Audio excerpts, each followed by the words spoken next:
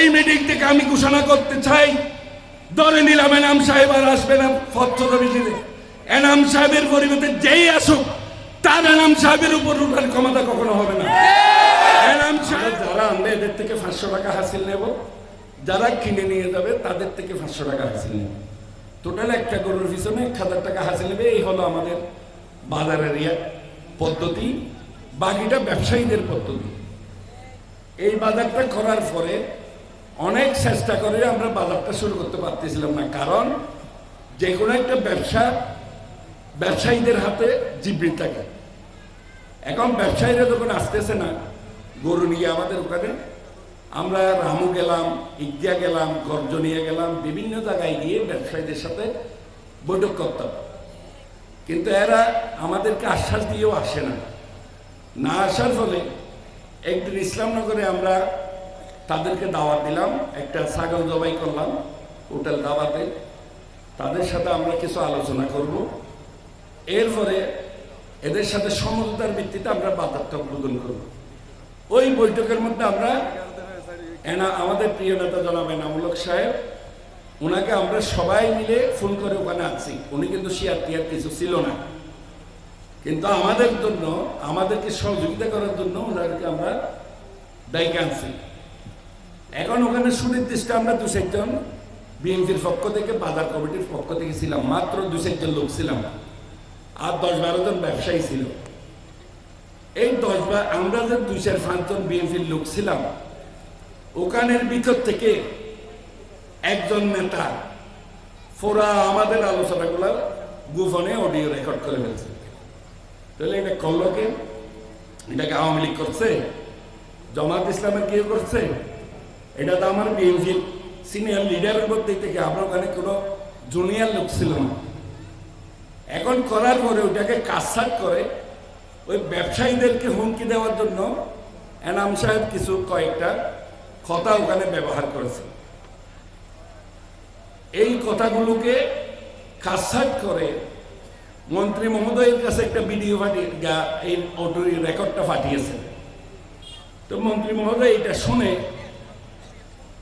ওনার হয়তো খারাপ লাগতে পারে, কারণ ওনার নাম ধরছে ওখানে, এই জন্য ওনার খারাপ লাগছে বিধায় উনি উপজেলার কমিটিটা ভেঙে দিয়েছেন, বিলুপ্তি করেছেন।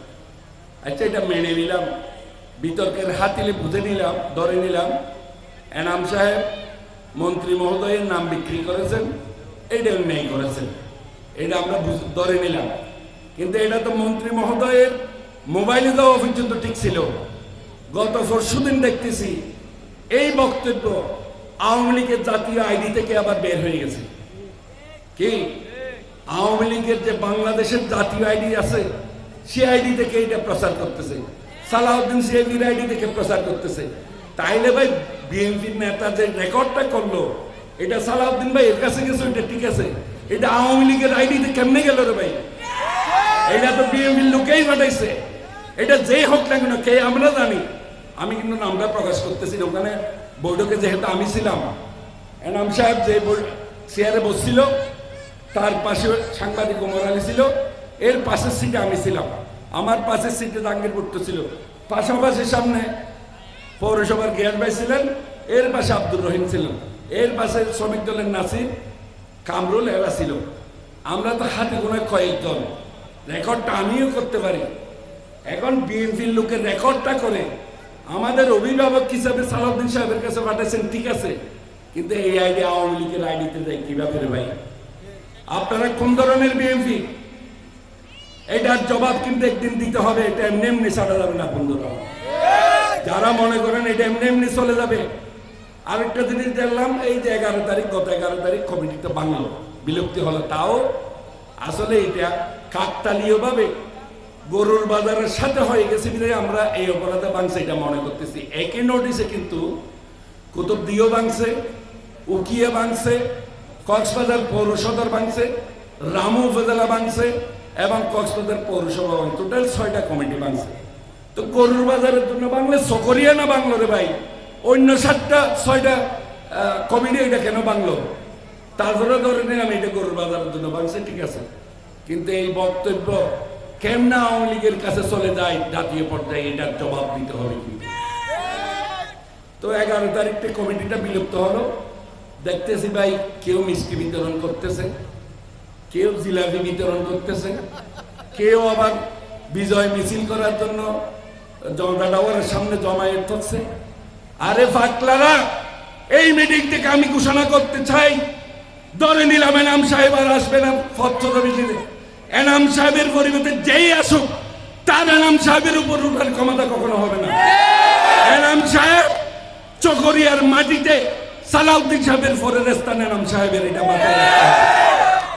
যখন এনাম সাহেব দায়িত্ব ছিল তখন সালাউদ্দিন সাহেবের একটা নীতি আছে, কিন্তু তিনি চকরিয়াতে যারা প্রবীণ নেতা থাকে তাদেরকে মূল্যায়ন করে। সুতরাং এনাম সাহেব আহ্বায়কের দায়িত্ব পালন করাকালীন সময় আমি দেখেছি দোলাহাজারা, কোটাখালী, মালুমঘাট এই সাংগঠনিকের যদি কোনো সাংগঠনিক কোনো সিদ্ধান্তের প্রয়োজন হয়, সালাউদ্দিন ভাই সরাসরি বলতো যে তোমরা খোকন মিয়ার সাথে পরামর্শ করো। এবং বড়ইতলি, হারবাং, ফহরসারা এই সমস্ত ইউনিটের যদি কোনো সিদ্ধান্তের প্রয়োজন হয় তখন বলতো যে তোমরা বাবুল মিয়ার সাথে পরামর্শ করো। কিন্তু অথচ এনাম সাহেব ফোরা চকরিয়ার দায়িত্বে ছিল, এরপরেও যার এলাকায় তাকে সম্মান দিয়ে রাজনীতি করাতো। সুতরাং এনাম সাহেব যদি আগামীতে আর দায়িত্ব নাও আসে, তিনি কিন্তু জবাব দিয়ে আরো 3 মাস আগে থেকে জবাব দিয়ে দিয়েছেন যে মন্ত্রী মহোদয়কে যে আমি শারীরিকভাবে পারতেছি না, আপনি কাউন্সিল করে অন্য কাউকে দায়িত্ব দিয়ে সংগঠনটা চালান, আমি সহায়তা করবো। এই কথা কিন্তু আরো 3-4 মাস আগে বলে দিয়েছিল। এরপরও মন্ত্রী মহোদয় কিন্তু কাউন্সিল বিলম্ব করছিল বিধায় উনি দায়িত্ব থেকে গেছেন। এরপরেও বলতেছি, মাইকে ঘোষণা দিয়ে বলতেছি, যদি এনাম সাহেব দায়িত্ব না আসে, অন্য কেউ আসে, দক্ষিণের কেউ আসে, আপনাদের বাবা আছে, এরপরেও এই এনাম সাহেবের কিছু হবে না, আমি মানিক চেয়ারম্যানের কিছু হবে না। মানিক চেয়ারম্যানের পায়ের নিচে মাটি আছে, এটা মাথায় রাখতে হবে। যেমন এই মারলিয়া নগরের মানুষ, আপনার জনসাধারণ আপনারা আমাকে মন প্রাণ দিয়ে ভালোবাসেন বিদায় আমি লক্ষাশ্বর থেকে এসে আপনাদের বিপদে আপদে সামিল হই। তেমনি ভাবে লক্ষাশ্বরেও যারা এই যে জামা কাপড় কাঁচরা কাপড় গায়ে দেয়, যারা কেটে খাওয়া মানুষ, যারা রিক্সাওয়ালা, যারা কুলি কামার মানুষ, এরা বারে বারে আমাকে ভোট দেয় বলেই আওয়ামী লীগের আমলে আমি ঠিকবার ভোট করেছি লক্ষাশ্বরে। 11 সালে প্রথম ভোট করেছি, 6 জন প্রার্থী যা ভোট পেয়েছে আমি একাই তত ভোট নিয়েছি। এবং 18 সালে 16 সালের নির্বাচনে এই যে 9 নম্বর ওয়ার্ড, 8 নম্বর ওয়ার্ড জোরপূর্বক ব্যালট গুলো ছিনিয়ে নিয়েছিল আওয়ামী লীগের প্রভাব কাটিয়ে। এরপরে আমাকে 326 ভোটে মাত্র ডিভিট দেওয়া হয়েছে। এইবারে 21 সালের নির্বাচনে বুলেটের বড় ভাই বাইজিৎ ডিসির সাথে